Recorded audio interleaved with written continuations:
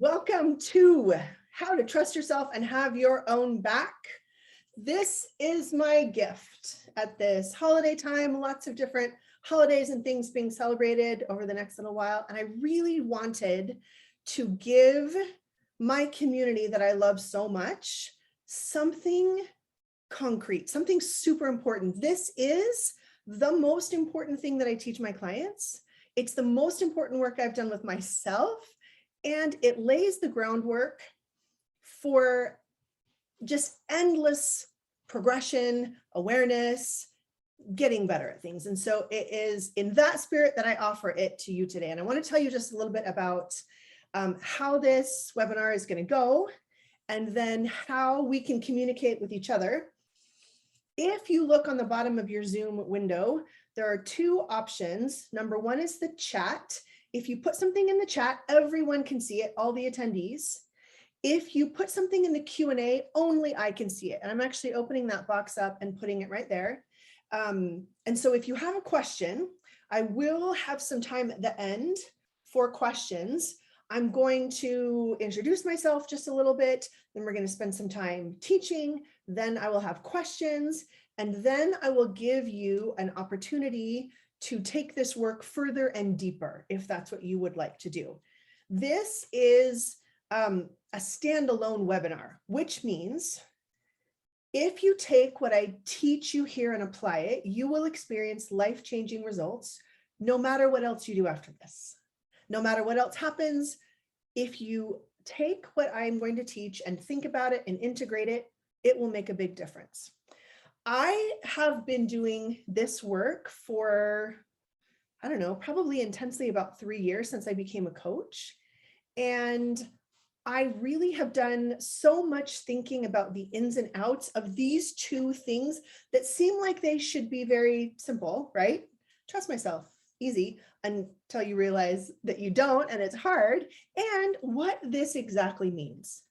When we say you got to have your back, that's something that gets thrown around in some coaching circles or just kind of in our common vernacular. What does it really mean? So you will know exactly what that means when we're done here today. And you will know exactly if you have your own back or not in circumstances and where your work is. You are in the right place if you have some questions about this. You're in the right place if you find yourself doing a lot of ruminating and a lot of worrying about what other people think, a lot of beating yourself up. And I'm going to make it clear today what the real price that we are paying when we do that, because I've come to believe it is the single most destructive thing we do as humans is to beat ourselves up. So my name is Sarah Fisk. I am a coach. I'm a teacher. I love this. This is what gets me out of bed in the morning. And so I welcome your questions and your comments, and let's jump in. So this, how to trust yourself. I want to ask you a question, and I'd love it if you could give me some of your answers in the Q&A, and I can share them anonymously.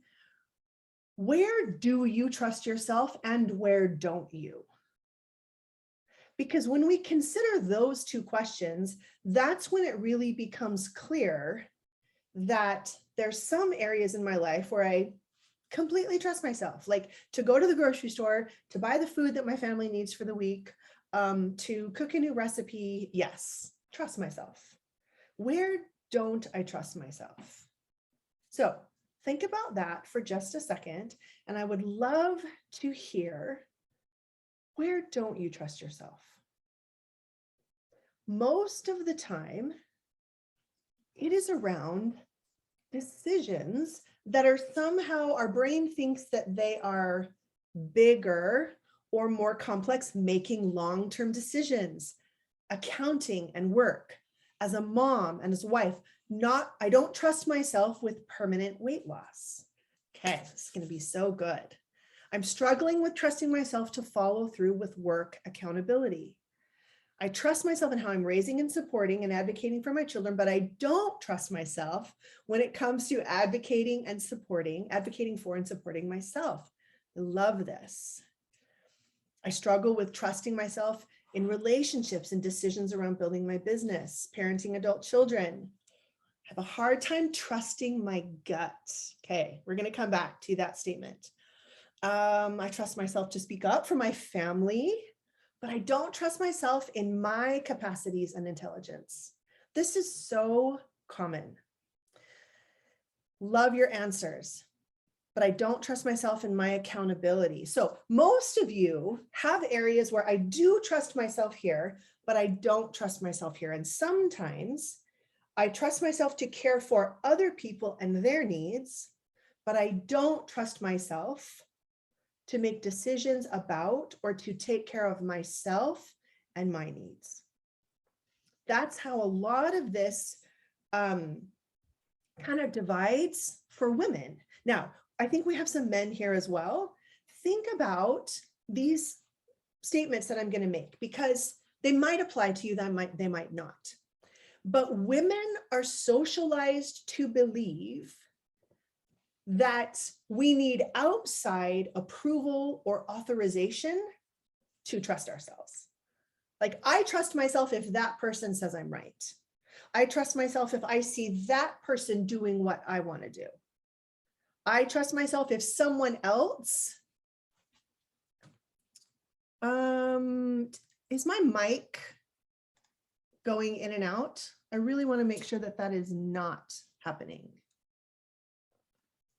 Mic is good, fine here. Okay, please let me know if it's happening again. Okay, perfect, thank you. All right, thank you, Tammy, for bringing that to my attention.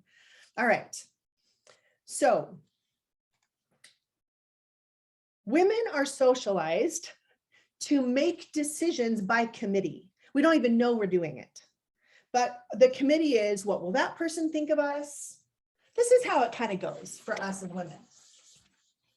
By the way, you have just all received an email with a copy of these slides in it. So you're free to take a screenshot if you would like, or you can just follow along, look at the email because you have copies of all these already. All right, so women are socialized to believe, let's see if I can get this whole thing in for you. There we go.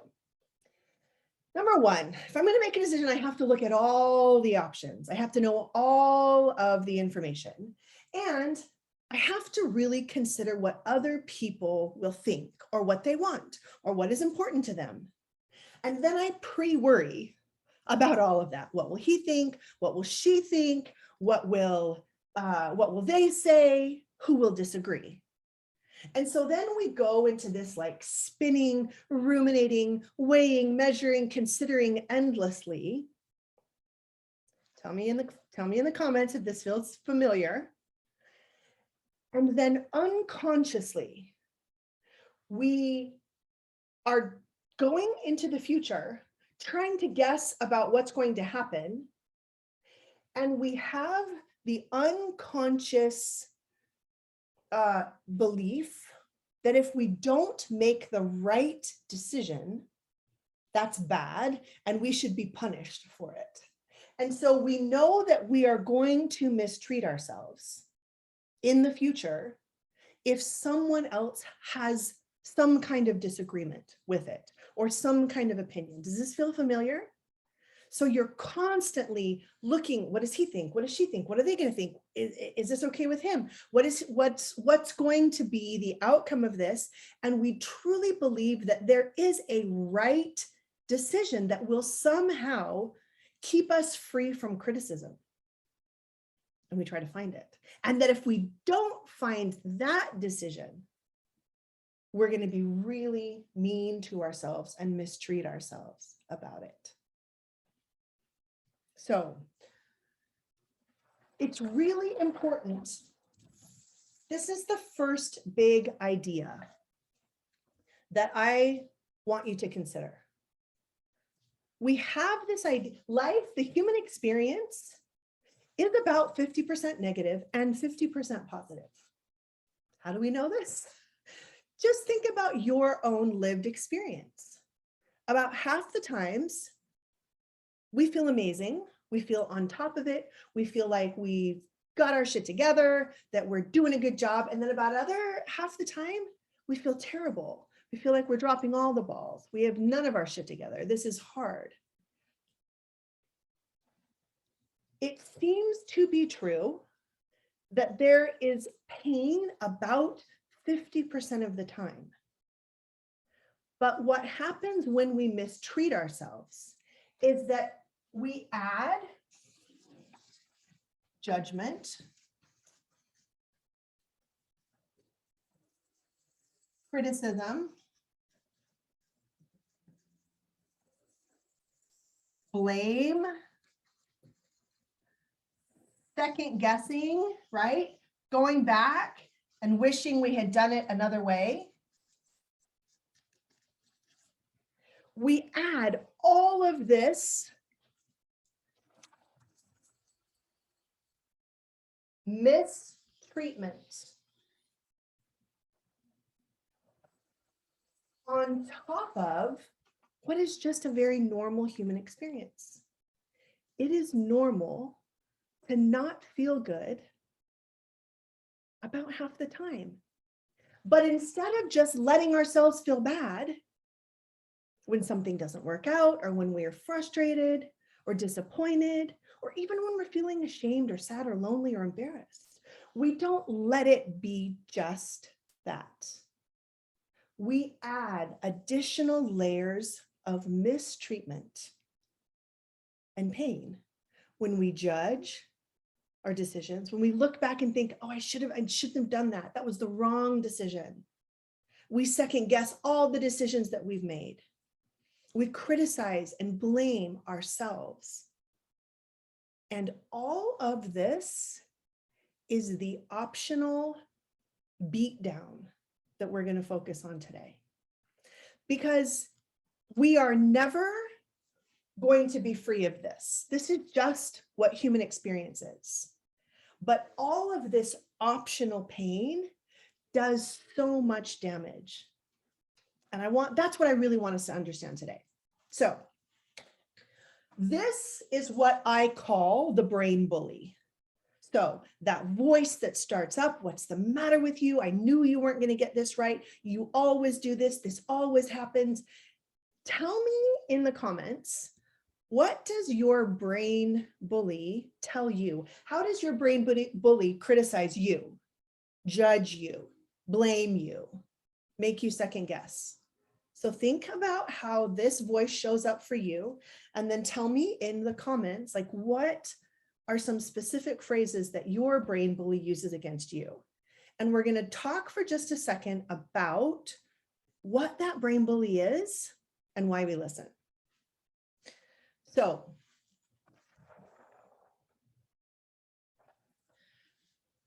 the brain bully is a collection of thoughts and beliefs that you have had about yourself on repeat, unsupervised, for probably a long time. I'm 48. I'm guessing most of you are somewhere maybe 30s, 40s, maybe even 50s. By now, we have had this brain bully kind of on repeat for decades. And some of the beliefs that we have are caught.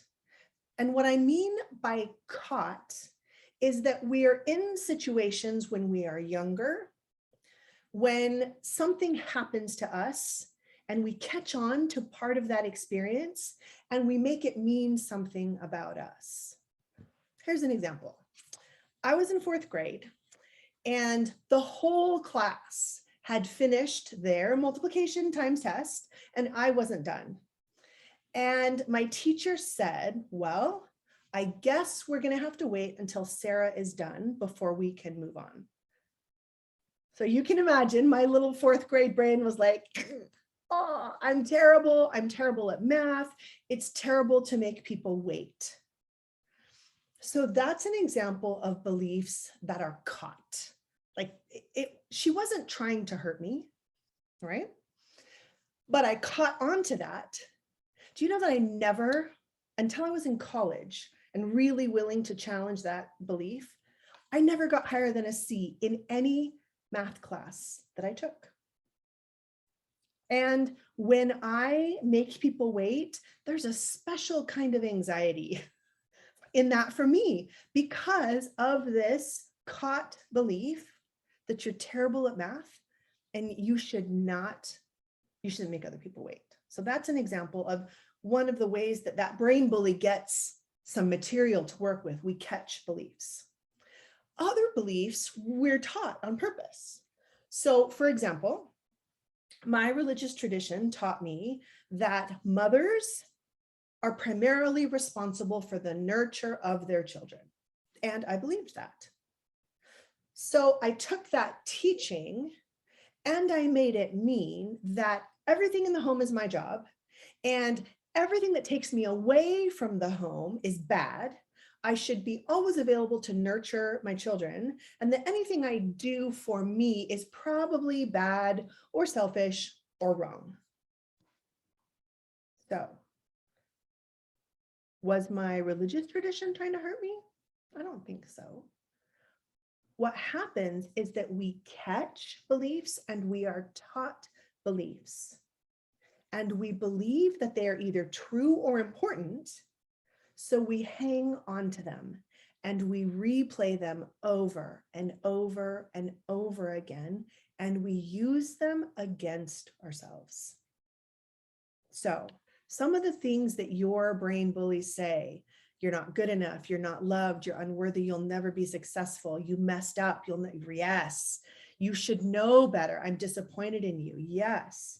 Now, can you think for just a minute, where might these beliefs have come from? It doesn't really matter if you realize this is a belief that I caught, or this is a belief that I was taught. It actually doesn't really matter. I think it's interesting if you can identify it. But all that matters is that these beliefs are on repeat, unchallenged. And it's the software that's running in our brains all the time. And it feels terrible. So I think that begs the question, why do we listen to it then? And this is actually pretty fascinating just to understand about brains in general. Your brain is not extra special, super broken, and that's why you have this brain bully. That's not true. That's what everybody thinks, right? I bet if we could all raise our hands if we believe like there's something extra special, super broken, wrong with me. Yeah, everybody in the room would raise their hand, okay? But brains are actually made to conserve energy. And one of the ways that brains conserve energy is by creating patterns of thought that just go on autopilot, and we don't even examine them anymore. We don't even stop to think about our thoughts. This is actually an incredibly useful function because most of us who drive, we get in the car and we can turn the key in the ignition and it's all very automatic. We don't have to think really hard about driving. It's fantastic, right? We don't have to think about every step. So conserving energy and automating thoughts is a useful function for survival. Where it becomes not useful is when the habitual beatdown we are giving ourselves happens over and over again, and we don't ever even think about it. We don't ever stop to think, where did these thoughts come from? Do I want them? Are they true? And to challenge them. So that is what is really important for us to understand. The brain bully is patterned thoughts, and patterned thoughts make sense with how brains work. So let's get into the damage that they do.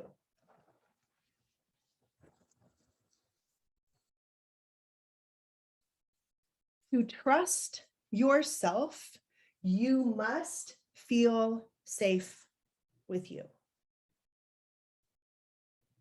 To trust yourself, you must feel safe with you. To feel safe, you have to stop mistreating yourself and not adding any of this optional pain. Think about this for just a second. When I beat myself up, I am my own bully. I am my own terrorist, my own abuser. And if you don't hear anything else, hear me right now.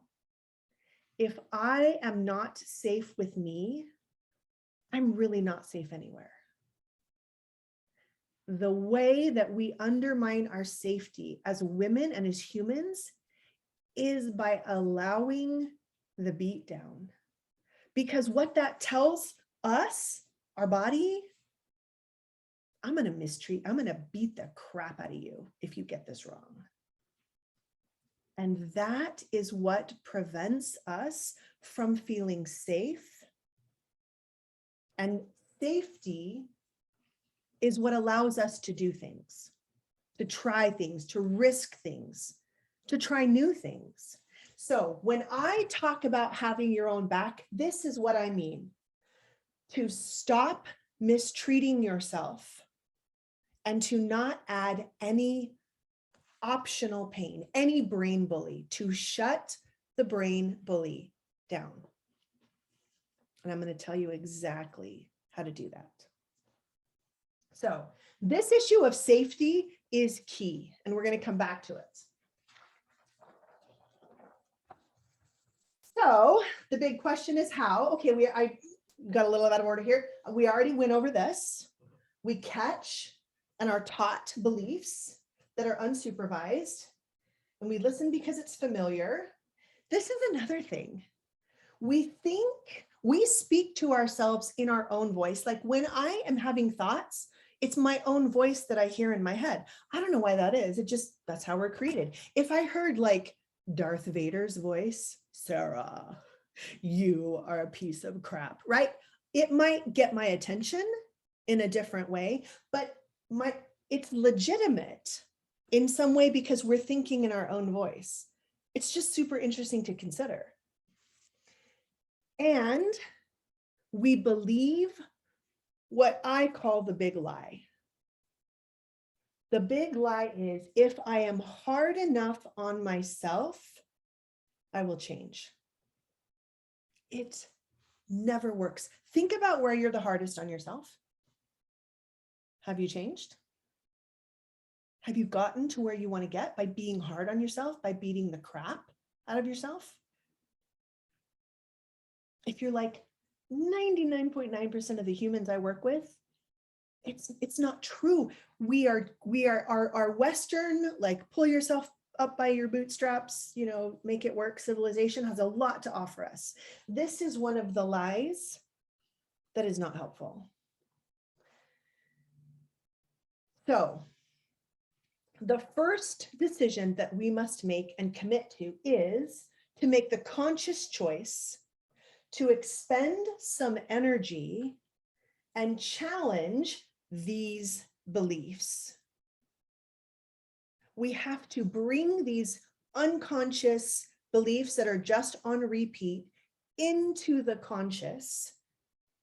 That takes energy, that takes work, and we have to be willing to challenge the pattern.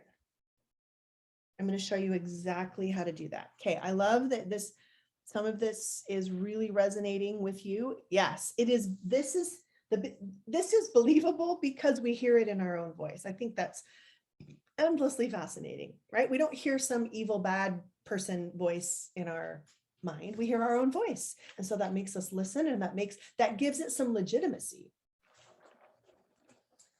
All right.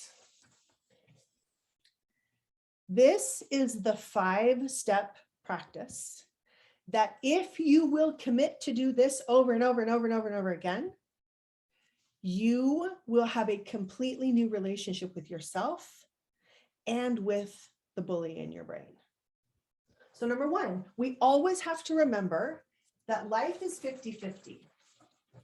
There is going to be a certain amount of pain that happens because we don't control things. It happens because we are alive. Things happen in our lives that we can't control. So that's the number 1 thing that we always have to just be aware of, is that 50-50 just exists. Number 2, My suggestion is that you identify the brain bully and give the brain bully a name and a voice. This sounds a little silly. It's actually super fun, but we want some separation, right? Because we think our thoughts are ourselves. They're not. Our thoughts are just sentences that pass through our mind. So the easiest way that I have found to get some separation from that brain bully is to give it a name. Some of my favorites that my clients have come up with, my favorite, all-time favorite is Tricky Bitch. I have had clients name their brain bully Joan, Simone, Helga is another one that I've heard of. But that separates us a little bit from the brain bully, gives us a little bit of distance. And number two, a voice. If you could give any voice to your brain bully, what would it be? Would it be a whiny, oh my gosh, you always do this? Something to identify those thoughts. Once you realize that the brain bully is there, to re-say those thoughts in a whiny voice or in a, yes, Brene Brown calls it the gremlin. What's a gremlin voice? That's a fantastic question. Because we have to have some way of identifying, okay, the brain bully is here. I see those thoughts. You're never going to get this. It's never good enough. You should have known. I'm so disappointed. And then to name the voice, hey, Tricky Bitch, what's up? Okay, I hear you, Joan. All right, Helga. Yep, I hear you. And then to even repeat those phrases in whatever voice, gremlin voice, whiny voice, evil person voice you choose. Step number 3 is to connect with your body in a loving, connected way. And I'm going to show you exactly how to do this. So the brain bully is all up here. And what happens up here produces the fear and the feeling of unsafe in our body. And so what we want to do is bring these two into partnership. And the first thing we need to do is to go down into our body. So I want everyone to do this. Take your hands and I want you to put them somewhere on your body that feels loving and connected. For me, that's up here. Whenever I put my hands right here on my chest, this is where I tend to feel like my anxiety and my fear. It's almost like, this is how I imagine it. It's like the adult showing up and saying, I'm here. I'm listening to you.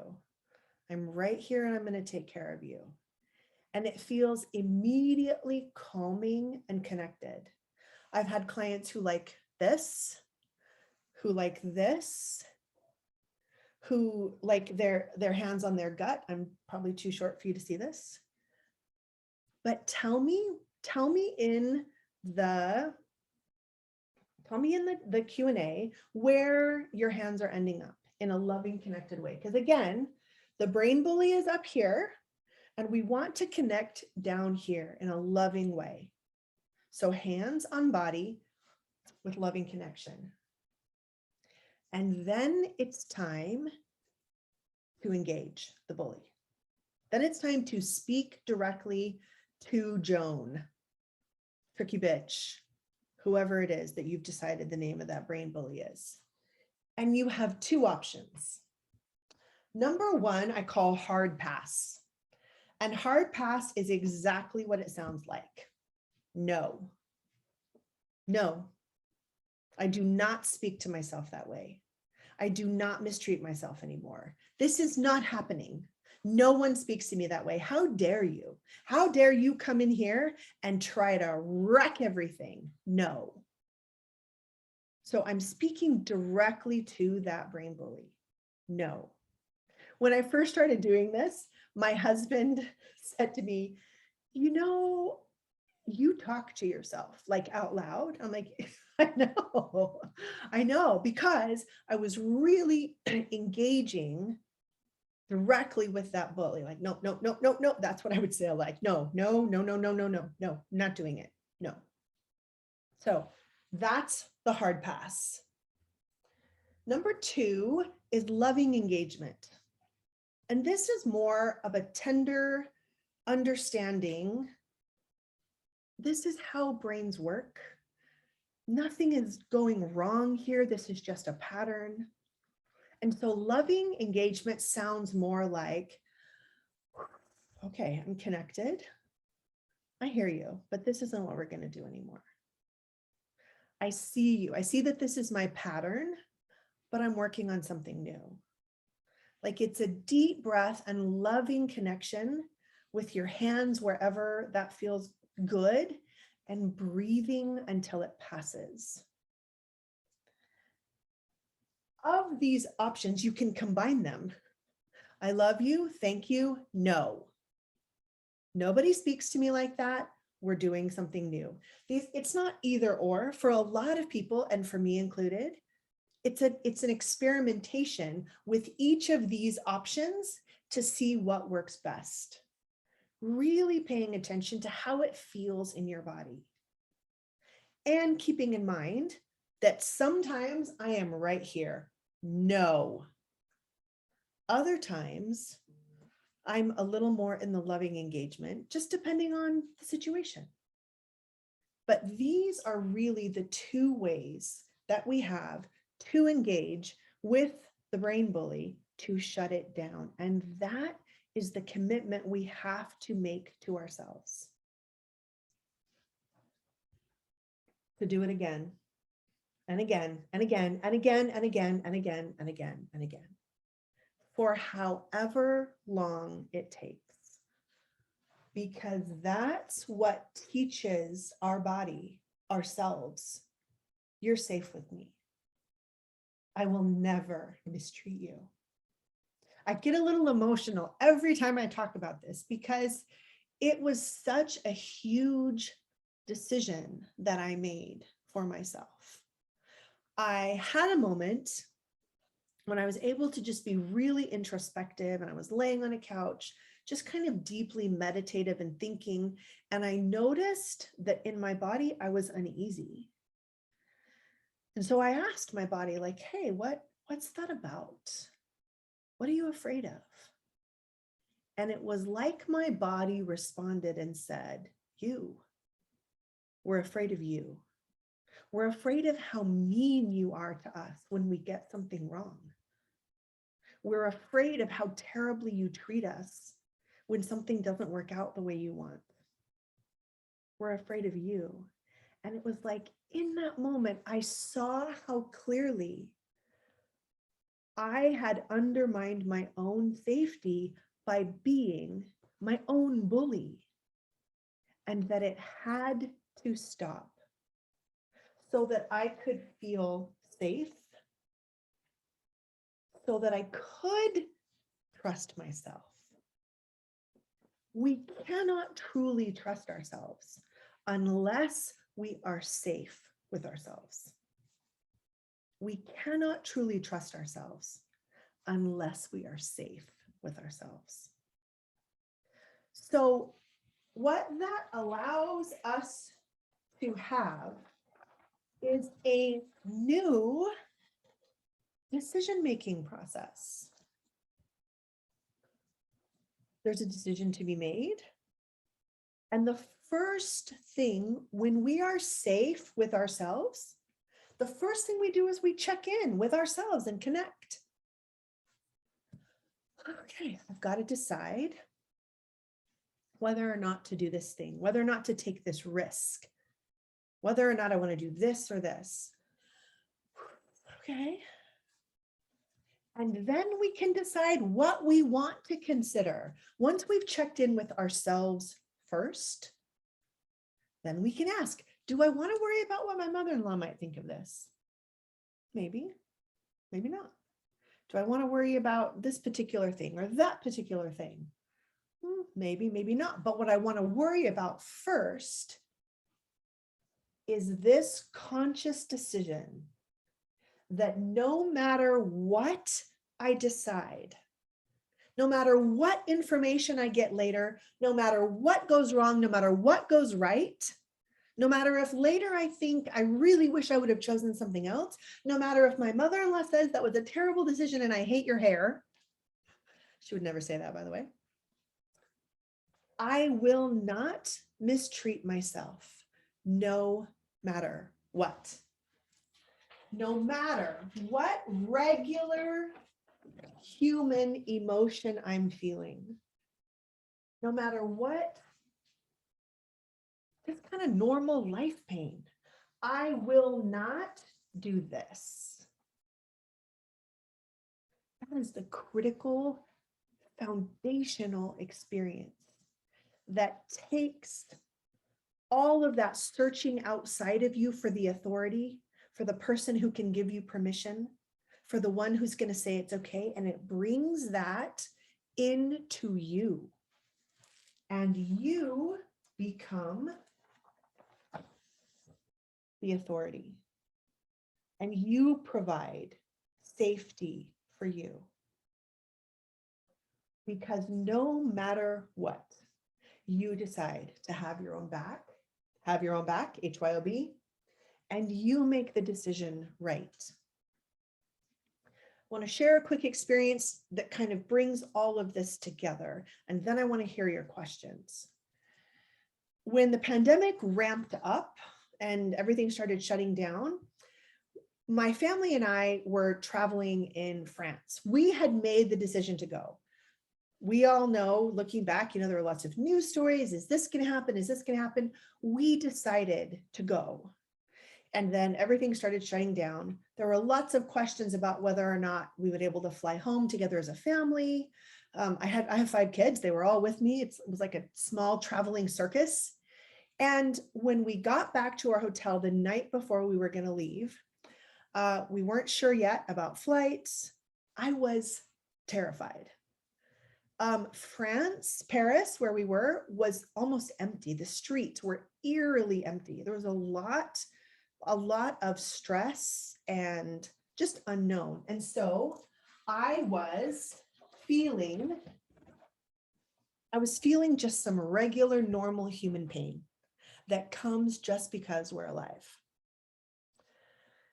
I put my hands on my chest and I said, oh, this is a lot of fear. This is a lot of fear. I'm afraid because I don't know what's going to happen tomorrow. I'm afraid because I don't know if I'm going to get to fly home with like my whole family, if they're going to have to break us up into groups. I don't know what's going to happen when we get to the airport tomorrow. Lots and lots of fear. And I was just with that fear. I did not judge myself. What were you thinking dragging your family over to Europe when all of these, crazy world events were happening? What's the matter with you? You always make terrible decisions. I didn't do any of that. I just felt and was with the fear. And every time the brain bully wanted to start up, I said, nope, this is bad enough. I'm not going to add a bunch of other criticism and judgment and blame and second guessing to this. That just makes it worse. I did the hard pass and the loving engagement. And what it allowed me to do was to consciously be with myself, to create safety for myself. And I was able to believe no matter what happens here, I'm going to be figuring this out. Even if tomorrow they send half my family home with my husband and half with me, we're going to figure it out. We're going to be okay. I'm going to take care of you. But that is only available when we shut down the bully. Having your own back is shutting down the bully. That's it. To not mistreat yourself. That's what it means. To not add any of this additional pain. And that is what allows us to trust ourselves. Because when we know we have our own back, We can take risks. We can try new things. Security and safety is the prerequisite for all of that. And the way we undermine our safety as women, as humans, is by beating ourselves up, as men too. So I invite you to consider naming the bully, giving it a voice, and to commit to shut it down, to commit to be in this practice of recognizing and shutting it down, recognizing and shutting it down. And if you can do that, life will be different for you. I still feel shitty about half the time because that's life. But what I have learned to do is to not add a lot of this or to catch it quickly. And that has given me great trust in myself and my ability to just be with myself in a loving way, to try things, to take risks. And that's what I want for you. That's what I want for everyone, is to live in a place where things still go wrong. It's true. It's not ever going to not be the case that things don't go wrong.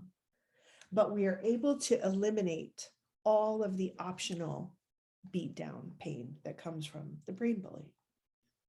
So, what are your questions? What are your thoughts about this? What really resonates with you, or what really like deeply touches you in terms of what I have shared, or questions that you have? Okay.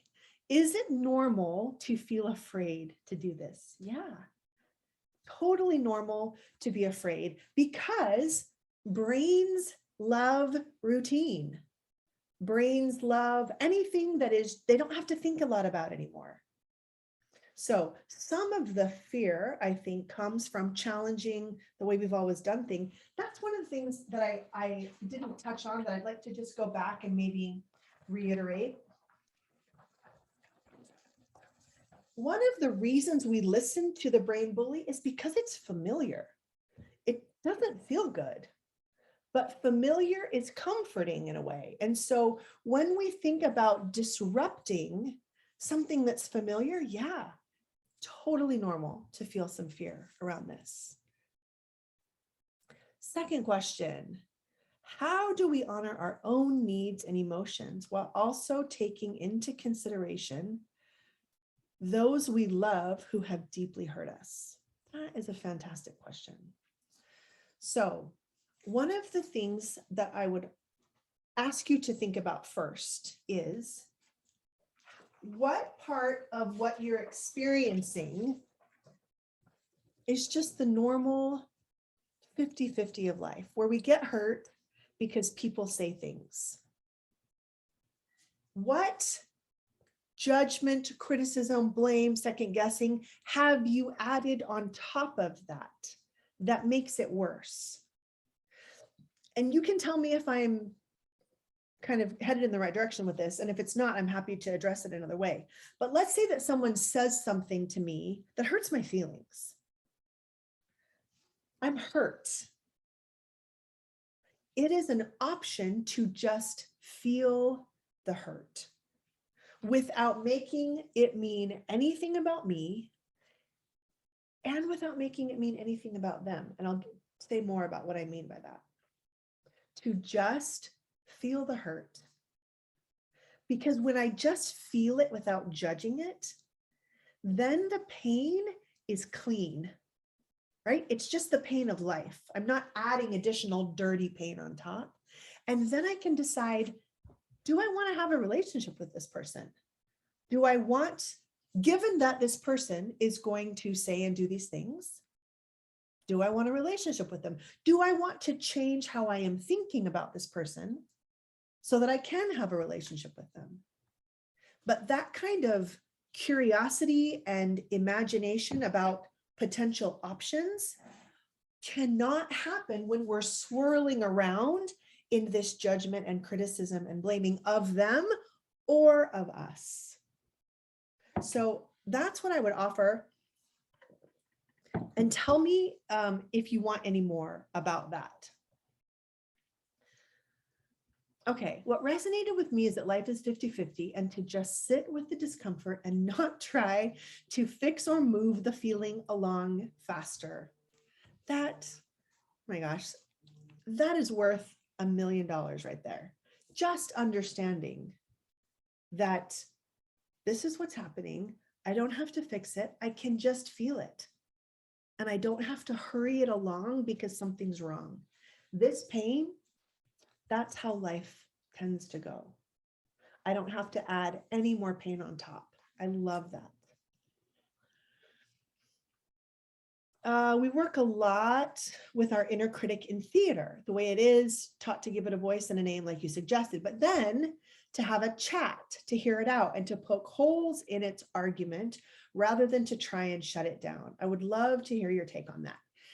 So if this inner critic voice is and work, I love the question, thank you, is something that you are doing with someone else, that's very helpful for poking holes.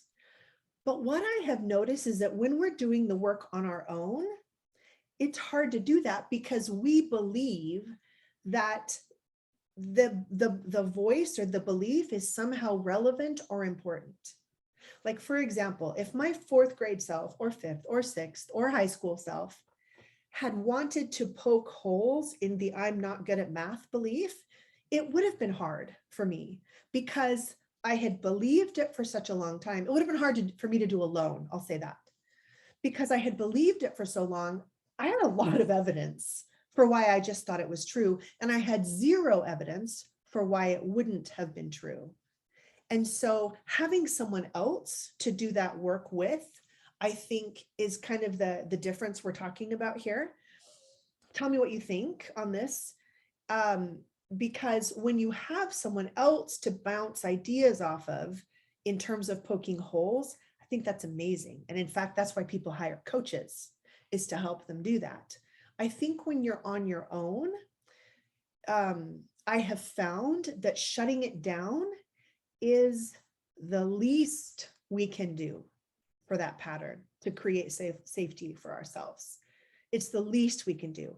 Then later, if you want to go back and engage it and poke holes in it, that is fantastic work, because most of the time what we believe isn't even objectively true. Like, nothing is objectively true, right? That I'm bad at math, that it's bad to make people wait for you. Those things aren't true. That women should stay home and raise babies, not objectively true. Those are ideas and beliefs that other people have, and we get to either have them or not. Thanks for that question. It's fantastic. My core belief, my gremlin says, is I don't belong and I'm too much. Now, if you believe this, I want you to hear me.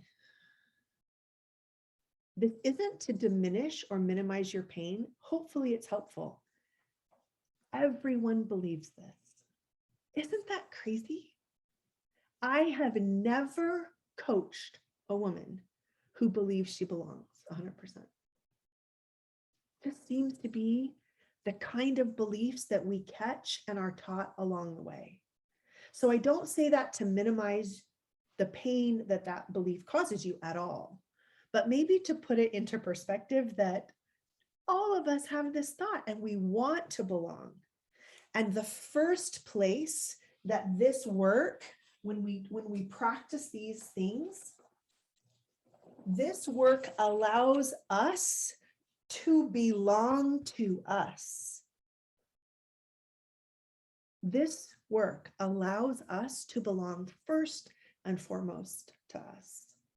And then when I belong to me, I feel safe, I feel secure, and then I can go out in the world and take risks. So if that feels like a core belief, I want you to just consider, how weird is it that all of us believe that? Maybe it's not true. Maybe it's just something that all of us catch or are taught that might not be true. Yeah. Okay. Oh, good. Okay. Glad that was helpful. Okay. As soon as this webinar is over, a couple of things are going to happen. Number one, this is the work that I do with women. This is the kind of life-changing, pattern-challenging, habit-shattering work that we do. And I do it because women are held back in huge ways when we cannot trust ourselves. Everything that is good and powerful and beneficial for us comes from trusting our knowing, our intuition, ourselves, what our decisions.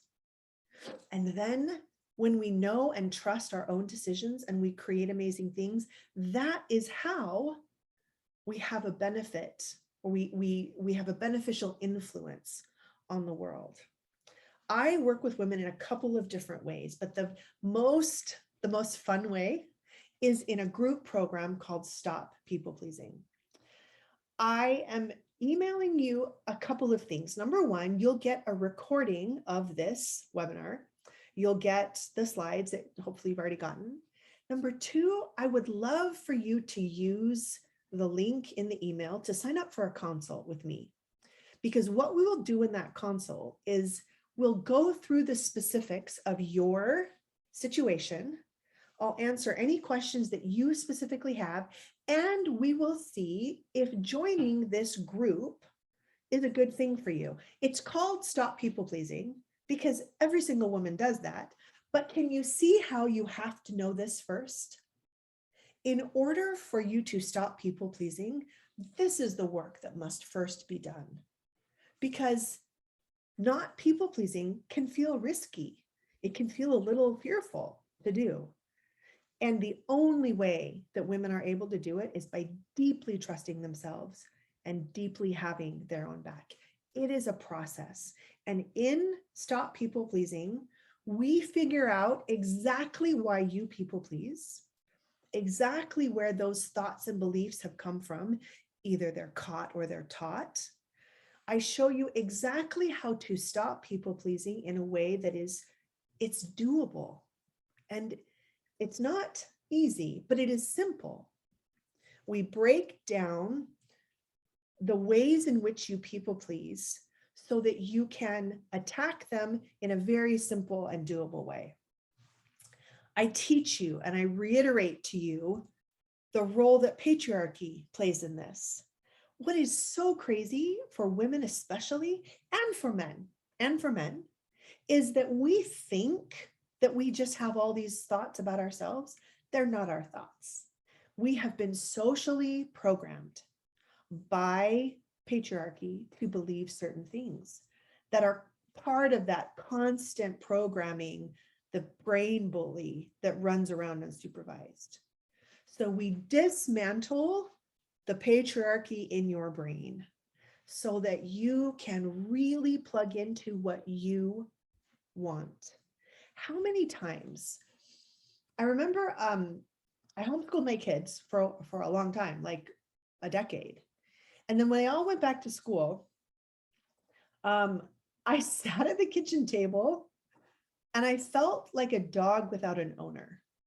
I had no idea what I wanted.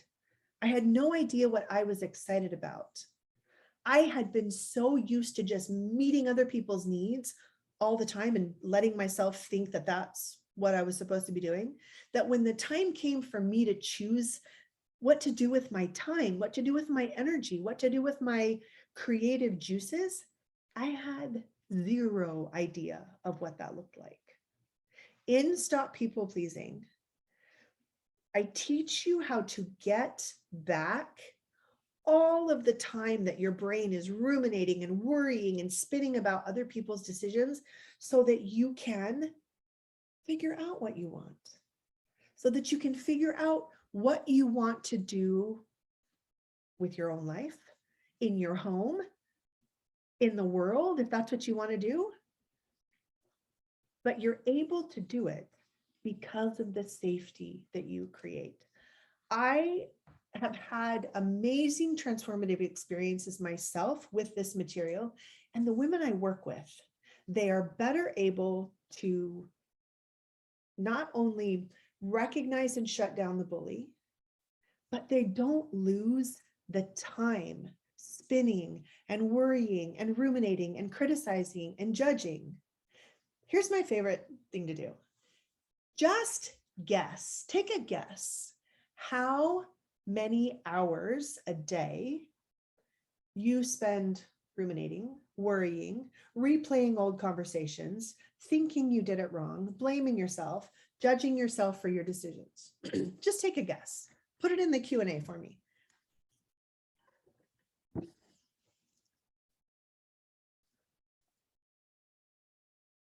3 to 5 hours a day,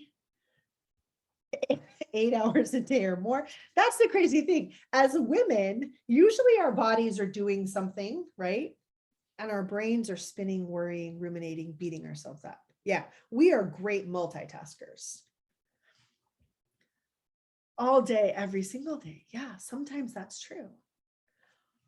All of that time is like hemorrhaging energy, because that our brain's abilities to think and process, that's real energy. And we don't have that energy to rest, to experiment, to create, to imagine, to do what we want. And so my goal with the Stop People Pleasing program is to help women get that time back so that they can do whatever the hell they want with it. Whether it's resting, creating, doing, fine, it doesn't matter. But that time, you don't get any more of that. So if this has been helpful for you, if you want to know more, if you have specific questions for me, sign up for a consult. I would love to talk with you about this. And sign up for the wait list so that when I open the group for registration again in January, you will know and you'll be able to make a decision about whether or not you think that is a good thing for you. I would love to talk with you about it. Thank you for being here. Thank you for giving me this time. I hope it was valuable. There are some last minute questions about how these beliefs impact our health and what happens when we feel safe. I think that's a great question. If you will notice in your body, when you feel fear, you have an actual nervous system response. Hormones are released. You get flooded with hormones that prepare you to fight or to take flight. All of those hormone floods, the adrenaline, that has an effect on our bodies. And so literally there is a connection between the way we allow the brain bully to take, control and just beat the crap out of us, and our health, the way that our adrenals just pump out all of these stress hormones day after day after day, has a real and lasting effect on ourselves. Yes, cortisol, that was the other one I was looking for. Thank you. Cortisol, adrenaline, we're constantly in fight or flight, and that does affect our health. I would love to talk to each of you about your experience with this. I welcome any feedback, any questions you have. Look for that email. It's going to come to your inboxes soon if it hasn't already. Sign up for a consult, sign up for the wait list. Have a wonderful holiday season, whatever and however you are celebrating or not. My gift and my wish for the world is that we can all come to a place where we belong to ourselves, where we deeply trust that we will never mistreat ourselves, we will never add any unintentional pain, that we will just be with and breathe through whatever pain the human experience brings us in a loving and connected way. And when we are there, I truly believe there's nothing that we can't do. Thank you for being here, and I will talk to you soon. Bye.